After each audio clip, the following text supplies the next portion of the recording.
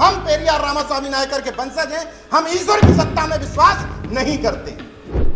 समय समय पर इस सरकारें चेक करती हैं मुनुचवा और चोटी कटवा ला करके कि तुम कितने होशियार हुए हो।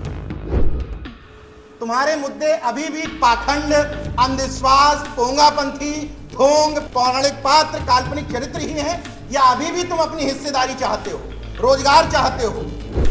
जब वो समझ लेते हैं कि अभी भी मस्त हैं, मुनुचवा में भी बेवकूफ बने, चोटी कटवा में भी बेवकूफ बने, तो वो कहते हैं इनको धर्म की अफीम पिलाओ, इनको और कुछ चाहिए ही नहीं। इसलिए मैं कहता हूं कि पूजना घातक है, कोई आवश्यकता नहीं है इस पूजने की।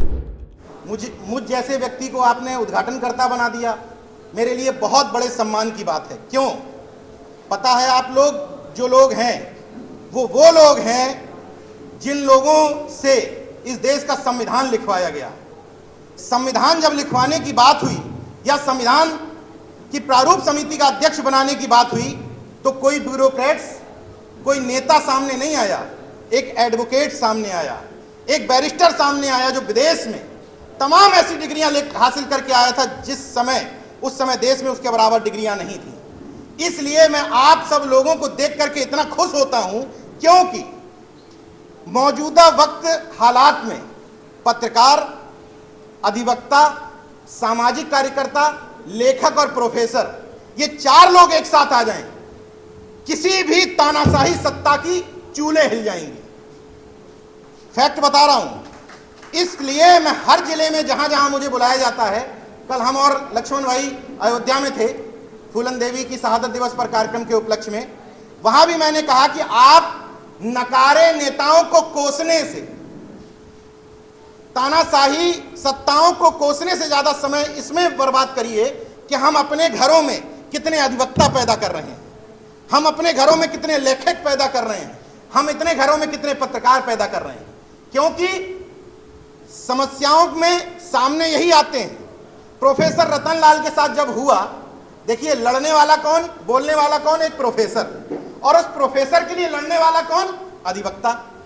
प्रोफेसर रतन लाल जी के मामले में अगर कोर्ट के अंदर प्रोफेसर रतन लाल जी को किसी की छूने की हिम्मत नहीं पड़ी, तो अब वहीं से अपनी बात आगे बढ़ाता हूं कि हर जिले में हम लोग जो मनुवाद, पाखंडवाद, ब्राह्मणवाद, सत्ताओं के खिलाफ बोलने में जितनी एनर्जी व्यर्थ करते हैं, जितना समय इस बात में, इस ऊर्जा में लगाते हैं कि हम इनके खिलाफ लोगों को तैयार करें, उतना समय अगर अपने घरों में पत्रकार पैदा करने में, अधिवक्ता पैदा करने में लगा दें, किसी भी जिले में अगर ये कॉम्बिनेशन बन जाए जो मैंने बताया, प्रोफेसर्स का, एडवोकेट्स का, सामाजिक कार्यकर्ताओं का और पत्रकारों का, छोटे मोटी चीजें थानों में आपकी 10 काले कोट वाले निपटा देंगे, 10 काले कोट वाले निपटा देंगे। बस बशर्ते इस कॉम्बिनेशन को बनाने की जरूरत है, क्योंकि अधिवक्तागण वहां पहुंचेंगे आपका मुद्दा लेके, पत्रकार उसको कवर करेंगे।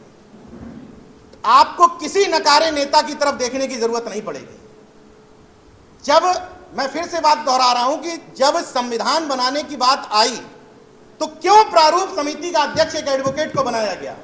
क्यों आज इस देश में बाबा साहब को या सरदार पटेल जी को मानने वाले लोग क्यों अगर मानते हैं तो कम से कम उनके इन विचारों को समझें कि वो क्यों देश के लिए काम कर पाए। एक ने अखंड राष्ट्र का निर्माण किया, उस राष्ट्र का निर्माण किया जो टुकड़ों टुकड़ों में बटा था, वो भी बैरिस्टर था। उस राष्ट्र को संविधान दिया, वो भी बैरिस्टर था। तो जब हम समझते हैं कि अधिवक्ताओं की इतनी अहमियत है, तो अपने घरों में अधिवक्ता क्यों नहीं पैदा करना चाहते? घरों में हमें सरकारी नौकर ही चाहिए, गुलाम ही चाहिए। क्यों चाहिए? सरकारी नौकरी में अगर भ्रष्टाचार माइनस कर दो तो कोई नहीं कहेगा कि हमारा बच्चा सरकारी नौकरी में आए। सरकारी नौकर इसलिए चाहिए क्योंकि उसके साथ भ्रष्टाचार इनबिल्ट है। अगर उसको माइनस कर दो तो किसी को नहीं चाहिए। इसलिए मैं तमाम मंचों से यह अनुरोध करता हूं कि अपने घरों में, भाई बाकी तो अभी तक ये देखिए मंच इस बात का गवाह है कि अब हम बदल रहे हैं। अभी तक मंचों से केवल नेताओं के भाषण सुने गए। हैरत होती है मुझे कि किसी भी कार्यक्रम में बात होती थी, युवा ये चाहता है, युवा ये चाहता है, और युवा जो क्या चाहता है वो पूछे ही नहीं जा रहा है। 55 साल से ऊपर के सारे लोग मंचों से भाषण देके बता देते थे कि युवा ये चाहता है। तो जिस बदलाव की हम बात कर रहे हैं वो बदलाव दिख तो रहा है। एक अदने से लड़के को, एक सामान्य से व्यक्ति को आपने उद्घाटनकर्ता बना दिया, वो भी इतने विद्वत जन वकीलों के प्रोग्राम में। बदलाव हुआ है, बदलाव हुआ है कि मंच पर प्रोफेसर हैं, रिटायर्ड जज हैं, अधिवक्ता हैं, सामाजिक कार्यकर्ता हैं, पत्रकार हैं। बदलाव तो हुआ है। इसी बदलाव को अगर हमें पसंद आ रहा है तो एक अनुरोध कर लेता हूं, क्योंकि मैं रह नहीं सकता, चाहता तो अमूमन लोग जहां सम्मान मिलता है वहां कह नहीं पाते हैं, लेकिन मेरे साथ दिक्कत यही है कि सम्मान दो या ना दो, जो लगेगा वो बोलूंगा। आपने हमसे एक बस गलत चीज करवा दी, हमसे छत्रपति साहू जी महाराज को पुजवा दिया, वही हम नहीं करना चाहते। यही आपने बस गलत करवा दिया हमसे। मेरा अनुरोध है, अरे हमारे भाषणों में साहू जी महाराज आ जाएंगे भाई। 1903 में आरक्षण दिया उनको, हम जयंती मना रहे हैं, उसी उपलक्ष्य में आज कार्यक्रम आयोजित किया गया, सारे बैरिस्टर्स यहां बैठे हैं, तो ये पूजने की परंपरा की आवश्यकता क्यों है? और क्यों कह रहा हूं कि ये घातक है? मौजूदा सरकार ने बहुत अच्छी तरीके से समझ ली। अच्छा, सरकार के हिसाब से आपको स्ट्रेटजी बनानी पड़ेगी। मौजूदा सरकारों को यह पता है कि आप पूजना बहुत अच्छा जानते हैं, तो तुम जिसको पूजना चाहते हो, उदा देवी पासी को पूजना है, जो मंदिर बनवा लो। सरकार बनवाएगी कुछ दिनों में, बाबा साहब के मंदिर सरकार बनवाएगी। गौतम बुद्ध को जितना आप नहीं पूज रहे हैं उतना सरकार पूज रही। गए थे प्रधानमंत्री पूजने वहां, और तमाम भंतों को मंच पे बैठा भी लिया था। सरकार को पूजने से तकलीफ नहीं है। पेरियार रामास्वामी नायकर को जितना पूजोगे उतना सरकार को फायदा होगा। सरकार को तकलीफ है जब यह कह दोगे कि हम पेरियार रामास्वामी नायकर के वंशज हैं, हम ईश्वर की सत्ता में विश्वास नहीं करते। तकलीफ उसमें है। इसलिए मेरा अनुरोध है, मुझसे बड़े भाई प्रदीप वर्मा जी ने कहा जूते नहीं उतारोगे, तो पहले तो स्पष्ट कर देता हूं कि धम्म की कौन सी पुस्तक में बाबा साहब ने एनिहिलेशन ऑफ कास्ट से लेकर के जितनी भी पुस्तकें लिखी अपने वॉल्यूम में, कहां उल्लेख किया है कि जूते उतार के ये सब करना चाहिए? कहीं उल्लेख किया हो तो बताइए। तो हम उनके ही सिस्टम को अपने अनुसार एडॉप्ट करके कहते हैं कि हम बदल गए। ये नव ब्राह्मणवाद है। ये जो हमारे महापुरुषों को पूजने की परंपरा आई है, उनको खीर खिलाने की जो परंपरा आई है, ये नव ब्राह्मणवाद है। हमें इससे बचना है। क्यों बचना है? सारे उदाहरण आपके सामने हैं। आपको याद है कि मुंह नचवा कब आया था? मुंह नचवा आया था ना अटल बिहारी वाजपेयी सरकार में। लेकिन यहां बैठा हुआ कोई शख्स बता सकता है कि उसके घर में कोई इफेक्टिव हुआ हो? किसी के घर में कोई इफेक्टिव हुआ था मुंह नचवा से? हुआ था? नहीं हुआ, लेकिन आया था। चोटी कटवा आया किसकी सरकार में? मोदी जी की, यानी कि आरएसएस की सरकार में। तब कोई इफेक्टिव हुआ किसी घर में? नहीं हुआ, लेकिन आया दोनों समय था। तो ये क्यों होता है? समय समय पर ये सरकारें चेक करती हैं मुंह नचवा और चोटी कटवा ला करके कि तुम कितने होशियार हुए हो। तुम्हारे मुद्दे अभी भी पाखंड, अंधविश्वास, पोंगापंथी, ढोंग, पौराणिक पात्र, काल्पनिक चरित्र ही हैं, या अभी भी तुम अपनी हिस्सेदारी चाहते हो, रोजगार चाहते हो, नौकरियों में हिस्सा चाहते हो, आरक्षण चाहते हो, लेटरल एंट्री को खत्म करना चाहते हो, सबसे बड़ी चीज न्यायिक सेवाओं में हिस्सा चाहते हो। जब वो समझ लेते हैं कि अभी भी मस्त हैं, मुंह नचवा में भी बेवकूफ बने, चोटी कटवा में भी बेवकूफ बने, तो वो कहते हैं इनको धर्म की अफीम पिलाओ, इनको और कुछ चाहिए ही नहीं है। इसलिए मैं कहता हूं कि पूजना घातक है, कोई आवश्यकता नहीं है इस पूजने की। मुद्दे पर आता हूं जो आज का मेन मुद्दा है, ब्यूरोक्रेसी में हिस्सेदारी। अभी लोगों ने बता ही दिया कि लखनऊ में क्या स्थिति हुई। अवध बार एसोसिएशन में 120 साल लग जाते हैं किसी भी बैकवर्ड एससी एसटी माइनॉरिटी के व्यक्ति को अध्यक्ष बनने में। बन गए, लेकिन अब सवाल यह भी है कि जिसको हम जाति के हिसाब से चुन लेते हैं कि फलाना जाति का ओबीसी है, फलाना जाति का एससी है, वो फीलिंग कितनी रखता है? अगर जाति के हिसाब से चुनोगे तो मोदी भी ओबीसी है, फिर गलत कहां है? फिर तो प्रधानमंत्री भी ओबीसी बैठा है और राष्ट्रपति एसटी बैठी है, तो सत्ता तो आप ही के हाथ में है, फिर किसको बदलना है? अगर आप जातिवादी होते, आप जातिवादी हैं नहीं मूलता, अगर आप जातिवादी होते तो आप नरेंद्र मोदी की जयंती मना रहे होते, बीपी सिंह की नहीं मना रहे होते। लेकिन आप बीपी सिंह की मनाते हैं। क्यों? क्योंकि बीपी सिंह ने एक काम अच्छा कर दिया था कि मंडल कमीशन की रिपोर्ट लागू कर दी थी, तभी तो मनाते हैं। लेकिन मौजूदा तथाकथित ओबीसी प्रधानमंत्री एक भी काम ऐसा नहीं कर पाया जिससे आप उसको ओबीसी भी मानने को तैयार हो। तो कहीं पर आप डिसाइड करते हो उसके कर्म के हिसाब से और कहीं डिसाइड करने लगते हो जाति के हिसाब से। तो कार्य के हिसाब से डिसाइड करो ना कि कौन नेता हमारा है, कौन व्यक्ति हमारा है, कौन अध्यक्ष हमारा है, कौन जज हमारा है। भाई जाति के हिसाब से जब तक डिफाइन होता रहेगा तब तक हम असली मुद्दे पर नहीं आ पाएंगे। क्यों इस देश के अटॉर्नी जनरल ऑफ इंडिया की हिम्मत नहीं पड़ती है, नितिन भैया इस बारे में बेहतर बताएंगे, क्यों देश के अटॉर्नी जनरल ऑफ इंडिया की हिम्मत नहीं पड़ती है कि प्रोफेसर दिलीप मंडल के खिलाफ अवमानना का केस चलाया जाए? क्यों हिम्मत नहीं पड़ती है? वजह है कंटेंट। जब आप कंटेंट से स्ट्रांग होते हैं, अब वकीलों को मैं क्या बताऊं, मेरे मुंह से तो बहुत छोटी बात हो जाएगी। जब आप कंटेंट से स्ट्रांग होते हैं, जब तर्क वितर्क से स्ट्रांग होते हैं, जब आपके अंदर वैज्ञानिक दृष्टिकोण और चिंतन होता है, जब तार्किक होते हैं आप, तो आपके मुंह से शब्द भी वैसे ही निकलते हैं। और वरना आप तुलना करते रहते हैं, महाभारत काल में ये हुआ था, रामायण काल में ये हुआ था। तो दिलीप मंडल के खिलाफ इसलिए हिम्मत नहीं पड़ी क्योंकि दिलीप मंडल जी ने सवाल उठाया था किस पे? न्यायपालिका के जातिवाद पे। और अगर ये बात आगे बढ़ती तो ये भी बात आगे बढ़ जाती कि हम नहीं कह रहे हैं, रंगनाथ मिश्रा जी 2019 में प्रधानमंत्री को चिट्ठी लिख करके कह चुके हैं कि ये वंशवादी और जातिवादी न्यायपालिका है, तो तुम्हारे ही लोग कह रहे हैं। तो सवाल इस पे भी उठ जाता कि मुंबई हाई कोर्ट में जो 9 जजेज अभी बने हैं उनमें एक भी ओबीसी एससी नहीं है। सवाल इस पे भी हो जाता कि सुप्रीम कोर्ट में जो इस समय जजेज बैठे हुए हैं उसमें 97% सवर्ण है, केवल 2 ओबीसी हैं, एक ओबीसी है, 2 एससी हैं, एसटी एक भी नहीं है, बाकी सारे सवर्ण हैं। तो सवाल इस पे भी उठ जाता।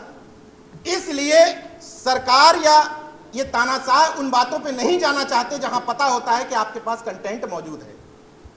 तो हम सब की ये जिम्मेदारी बनती है। लखनऊ वालों से अपील करता हूं, प्रदीप भैया से जब भी मेरी बात हुई है, मैं इस बात के लिए बार बार अपील करता हूं कि यही काले कोट वाले मुझे चाहिए।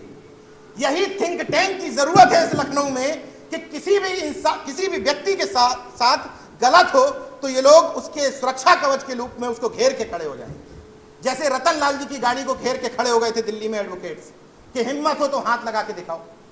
क्योंकि हम सारी जगह ताकतवर हो सकते हैं, कई जगह लड़ सकते हैं, कई जगह सरकारी सिस्टम का उपयोग कर सकते हैं, केवल कोर्ट में जाकर के हम खुश हो जाते हैं।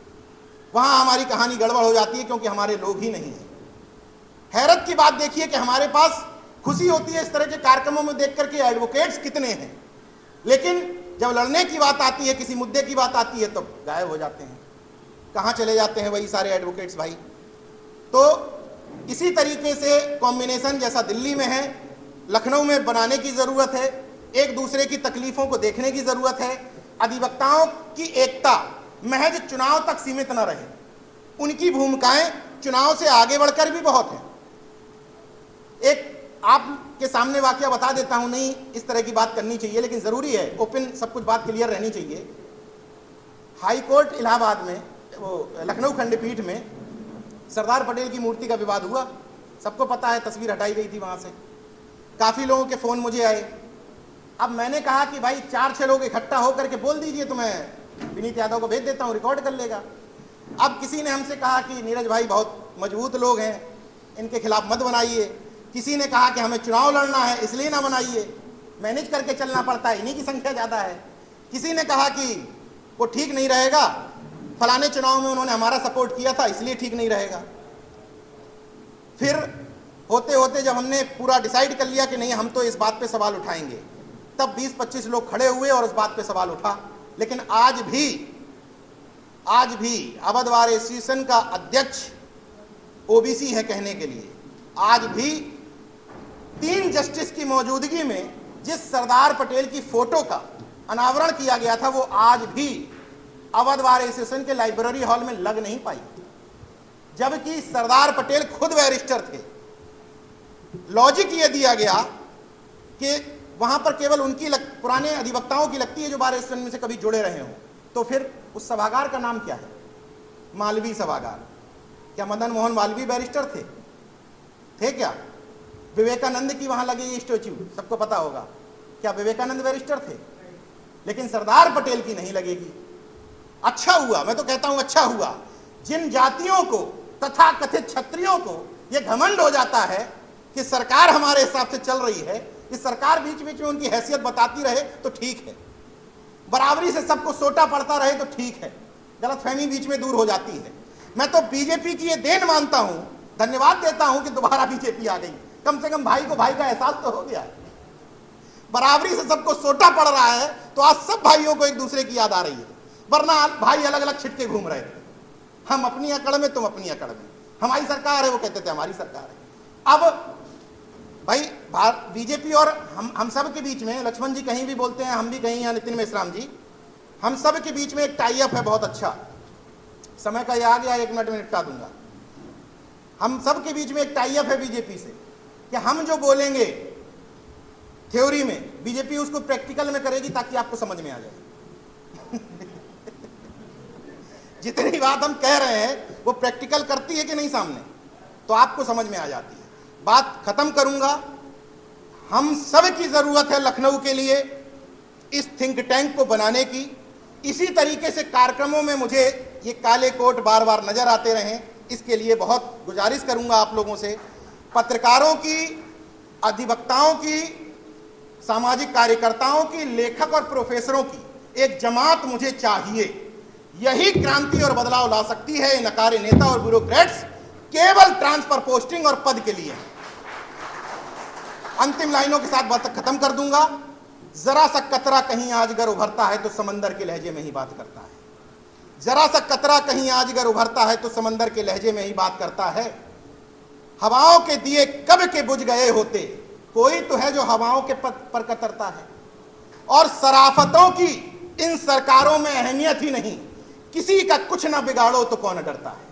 जय विज्ञान, जय संविधान। धन्यवाद।